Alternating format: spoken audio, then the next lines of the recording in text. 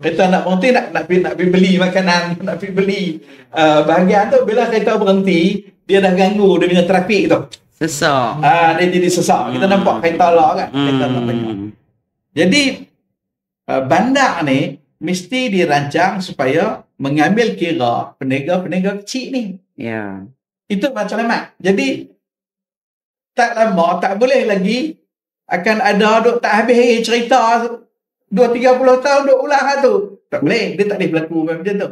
Artinya, bukan semua buat kedai besar dan orang kecil tak mampu nak sewa. Boleh faham tak maksud saya? Makna kata tak boleh. Bila kita nak buat kedai, 3 tingkat. 3 tingkat sewa berapa ribu, bukan 1,000, 2,000. Banyak ribu. Jadi macam mana dia nak masuk? Tak boleh.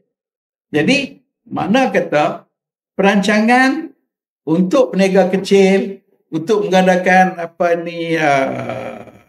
tempat pokok dan pembinaan selera dan sebagainya, tempat pasar di pasar-pasar kita kan, maka di situ perlu dilihat nasib peniaga ni.